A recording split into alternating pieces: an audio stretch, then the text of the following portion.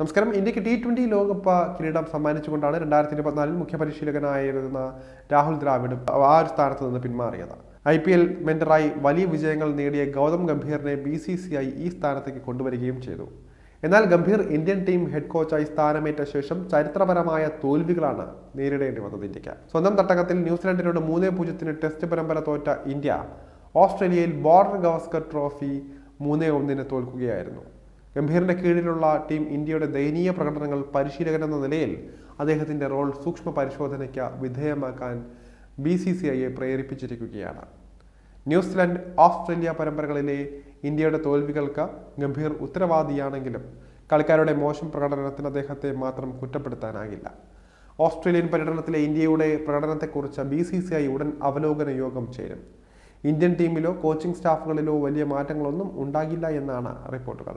Border Gavaskar trophy തോൽവി പരിശോധിക്കാൻ യോഗം ചേരുമെന്ന് BCCIയുടെ ഒരു വൃത്തം പറയുന്നുണ്ട്.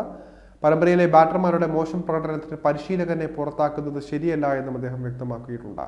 ഗൗതം ഗംഭീർ കോച്ചായി തുടരും. ചാമ്പ്യൻസ് ട്രോഫിയിലാണ് ഇനിയുള്ള പ്രധാന ശ്രദ്ധയെന്നും അദ്ദേഹം പറയുന്നുണ്ട്.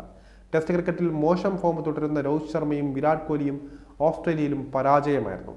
ടീം വമ്പൻ തോൽവി ഏറ്റുവാങ്ങാനുള്ള പ്രധാന കാരണങ്ങളിലൊന്ന് ഇരുവരുടെയും ഫോം ഔട്ട് തന്നെയായിരുന്നു. എന്നാൽ ഇതിന്റെ പേരിൽ സൂപ്പർ താരങ്ങളെ മാറ്റി നിർത്തില്ല എന്നും BCCI ഉദ്യോഗസ്ഥൻ വിശദീകരിക്കുകയായിരുന്നു. ഇംഗ്ലണ്ടിൽ അടുത്ത ജൂണിൽ നടക്കുന്ന 5 മത്സരങ്ങളുടെ ടെസ്റ്റ് പരമ്പരയിൽ വിരാടും രോഹിത്തും കളിക്കും. സിഡ്നിയിലെ 5ാം ടെസ്റ്റിൽ നിന്ന് പുറത്തായതോടെ രോഹിത് ശർമ്മയുടെ ടെസ്റ്റ് കരിയർ അവസാനിച്ചതായി റിപ്പോർട്ടുകൾ ഉയർന്നിരുന്നു.